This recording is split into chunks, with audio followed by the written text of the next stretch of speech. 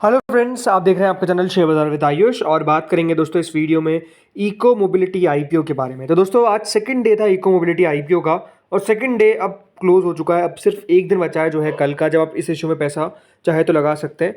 ₹2 के दोस्तों इसकी फेस वैल्यू है, करीबन 318 से 334 का प्राइस बैंड है। 44 शेयर्स का लॉट साइज है, कुल मिलाकर 601 करोड़ का इशू है। पूरा का पूरा ऑफर फॉर सेल है और बीएसई एनएसई दोनों पर हमको ये लिस्ट भी होता हुआ दिखेगा। दोस्तों जो फर्स्ट डे सब्सक्रिप्शन निकल कर आया था, इसमें जो क्यूआईबी कैटेगरी थी वो 4% सब्सक्राइब हुई थी, तो एचएनआई कैटेगरी करीबन 6.70 times, retail portion 3.93 time subscribe हुआ था और कुल मिलाकर पहले दिन के अंदर 3.41 टाइम दोस्तों इशू सब्सक्राइब होने में कामयाब हो गया था। देखिए फर्स्ट डे के अंदर जो सब्सक्रिप्शन था वो बढ़िया था, बिकॉज आपको पता है ऑलरेडी यहाँ पर एक मेन बोर्ड आईपीओ खुला हुआ है जिसका नाम है प्रीमियर एनर्जीज। उसके बावजूद भी दोस्तों फर्स्ट डे के अंदर इशू 3 टाइम सब्सक्राइब होने में कामयाब हो गया। इसका मतलब ये था कि पैसा तो आ रहा है। अब सेकंड डे कितना पैसा आया है, चलिए सीधा इसी के ऊपर बात करते हैं। सो फ्रेंड्स सेकंड डे भी कोई पीछे नहीं है, क्यूआईबी कैटेगरी करीबन 10% के आसपास हमको सब्सक्राइब होती हुई देखने को मिली है। यानी आप समझ सकते हैं कि क्यूआईबी कैटेगरी ने अभी उतना पैसा नहीं लगाया। अब ऐसा नहीं है कि इसको देख के आपको घबरा जाना चाहिए या फिर इसको देखकर आपको लग रहा हो कि क्यूआईबी इंटरेस्टेड नहीं दिख रहे हैं इस इशू में। ऐसा नहीं है, क्यूआईबी दोस्तों फर्स्ट सेकंड डे ज़्यादा एक्टिव नहीं रहते हैं। आज मेजरली हम समझ सकते हैं क्यूआईबी का पैसा प्रीमियर एनर्जीज में चला गया और ज़्यादा फोकस उधर था। लेकिन हाँ, कल इस इशू के अंदर पैसा आएगा क्यूआईबी का। हाँ, कितना आता है ये देखने वाली बात ज़रूर दिलचस्प रहेगी। बाकी आप देख सकते हैं 36 लाख शेयर्स ऑफर किए गए, उसके सामने ओनली 3,75,000 शेयर्स के लिए एप्लीकेशन आया, यानी कुल मिलाकर 12.56 टाइम्स अभी तक ये जो इशू है वो सब्सक्राइब होने में कामयाब हुआ है, जो अपने आप में काफ़ी अभी तो कम ही है। देन इसके बाद दोस्तों आती है एचएनआई कैटेगरी, और एचएनआई कैटेगरी तो भरपूर पैसा लगा रही है। जी हाँ, 23.50 टाइम्स हमको एचएनआई कैटेगरी सब्सक्राइब होती हुई दिख गई है। कुल मिलाकर 27 लाख शेयर्स ऑफर किए गए थे, तो उसके सामने करीबन 6,34,00,000 शेयर्स के लिए ऑलरेडी एप्लीकेशन आ चुकी है एचएनआई से। कुल मिलाकर एचएनआई ने इस इशू में 2,119 करोड़ रुपीस के आसपास लगाए। अब इसमें हम बात करते हैं बिग एचएनआई से। तो देखिए बिग एचएनआई कैटेगरी अभी तक 22.74 टाइम सब्सक्राइब हो चुकी है। जिनको नहीं पता बिग एचएनआई कैटेगरी होती क्या है, जिनकी भी बिड अबाउट 10 लाख की होती है उनको बिग एचएनआई में कंसीडर किया जाता है। तो 22.74 टाइम दोस्तों अभी तक बिग एचएनआई कैटेगरी सब्सक्राइब हुई है। इनको 18 लाख शेयर ऑफर किए गए थे और उसके सामने अभी तक 4 करोड़ 9 लाख शेयर्स के लिए एप्लीकेशन जो है वो आती हुई नजर आ चुकी है। यानी बिग एचएनआई ने अभी तक 2,119 करोड़ में से 1,367 करोड़ तो सिर्फ बिग एचएनआईज के ही हमको आते हुए दिखे। देन इसके बाद दोस्तों स्मॉल एचएनआई कैटेगरी आती है, जो करीबन 25 गुना सब्सक्राइब होती हुई दिखी है। कुल मिलाकर 9 लाख शेयर्स ऑफर किए गए हैं, तो उसके सामने 2 करोड़ 25 लाख शेयर्स के लिए हमको ऑलरेडी एप्लीकेशन जो है वो आती हुई दिखी है। यानी करीबन 752 करोड़ रुपीस स्मॉल एचएनआईज ने भी इस इशू में लगा दिए। अब सोचिए कि यहाँ पर जो इशू बंद हुआ है आज प्रीमियर एनर्जीज, उसके अंदर भी भरपूर पैसा आता हुआ नजर आया और उसके बावजूद जो बिग एचएनआई कैटेगरी है, जो स्मॉल एचएनआई कैटेगरी है, वो इतना तेजी से सब्सक्राइब हो रही है। इसका मतलब ये है कि जो कल का डेटा आएगा वो अच्छा यहाँ से और रहता हुआ नजर आएगा। बिकॉज मेजरली पैसा ये बात ध्यान रखिएगा, भले वो एचएनआई हो या फिर वो क्यूआईबी हो, वो लास्ट डे आता है। रिटेल भी मोटा मोटी हम कह सकते हैं कि शुरुआत के फर्स्ट डे से पैसा आना चालू हो जाता है, तो उसमें बहुत बड़ा वेरिएशन नहीं आता है। बट नो डाउट आखिरी दिन रिटेल भी सबसे ज़्यादा पैसा अगर देखा जाए तो लगाते हैं। कुल मिलाकर दोस्तों यहाँ पर ओवरऑल सब्सक्रिप्शन एचएनआईज का बढ़िया है। देन दोस्तों रिटेल कैटेगरी आती है, जो करीबन 9.08 टाइम्स के आसपास सब्सक्राइब हुई है, यानी कुल मिलाकर 63 लाख शेयर्स ऑफर किए गए। तो इसके सामने 5 करोड़ 72 लाख शेयर्स के लिए हमको एप्लीकेशन आता हुआ दिखा है, यानी कुल मिलाकर 1,911 करोड़ के आसपास रिटेल ने भी इस इशू में पैसा लगा दिया है। यानी रिटेल भी भरपूर दोस्तों इस इशू को भी बढ़ता हुआ नजर आ रहा है। अभी आपको समझना पड़ेगा कि ये आईपीओ का साइज स्मॉल है, इसलिए रिटेल पोर्शन भी आपको ज़्यादा भरता हुआ दिख रहा है, करीबन 9 गुना तक भर चुका है।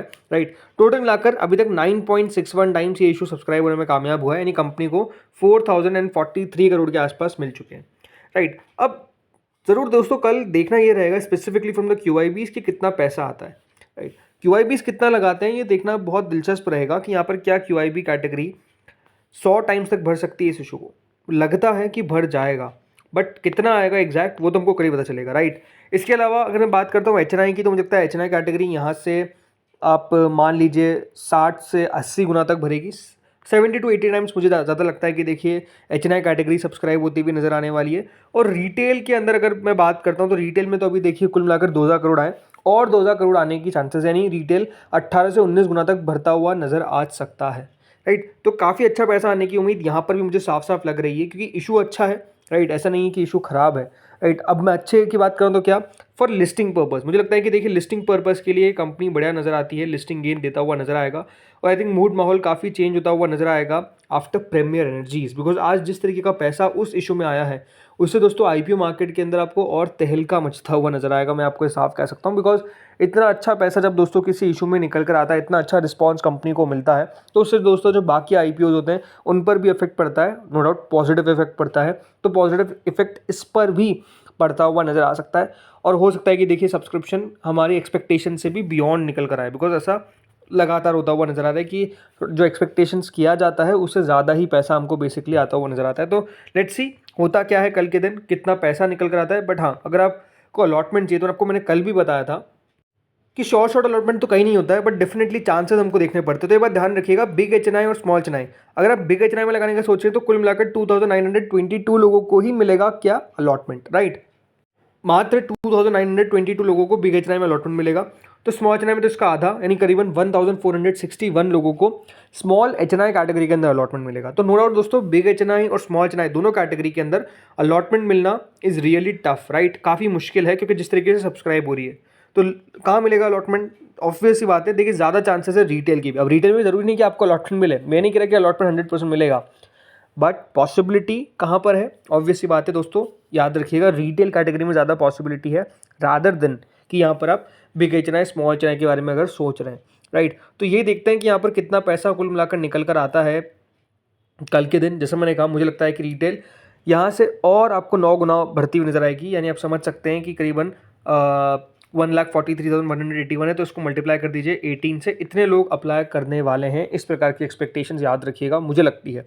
बाकी देखते हैं, जैसे मैंने कहा कल क्या होगा। बाकी अगर मैं बात करता हूँ मैं ग्रे मार्केट के बारे में, तो अभी देखिए ग्रे मार्केट करीबन 47.9% चल रही है, मतलब 48% के आसपास ग्रे मार्केट चलती हुई नजर आ रही है। कई जगह पे 49% पर भी है, तो कई जगह पर 50% के आसपास भी हमको ग्रे मार्केट ट्रेड करती हुई नजर आ रही है। ग्रे मार्केट के अंदर ओवरऑल आप कह सकते हैं थोड़ा सा इंक्रीज देखने को मिल रहा है। जरूर दोस्तों जो ग्रे मार्केट ने हाई बनाया था ऑलमोस्ट इसकी 194 का, वो लेवल्स तक अभी तक दोस्तों ग्रे मार्केट नहीं पहुंच पाई है इस आईपीओ की। बट आई थिंक अगर कल सब्सक्रिप्शन अच्छा निकल कर आ गया तो डेफिनेटली ग्रे मार्केट में आपको इंक्रीज देखने को मिल सकता है। आई थिंक ये प्योर प्ले है, लॉन्ग टर्म नहीं, माफ करिएगा, only for listing gain view. Because I think कितनी ग्रोथ आई थिंक इधर हो सकती है, ये अपने आप में मुझे थोड़ा सा क्वेश्चनेबल लगता है। नो डाउट कंपनी ने ग्रोथ काफ़ी शानदार करी है, फंडामेंटल्स कंपनी के काफ़ी जोरदार नजर आते हैं, इसमें कोई डाउट नहीं है।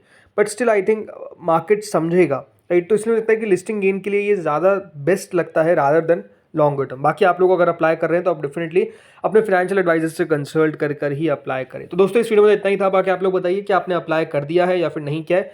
मेरा जो व्यू है वो यही है कि मैं ज़रूर इस इशू में अप्लाई करने जा रहा हूँ, ठीक है। Thank you friends for watching this video.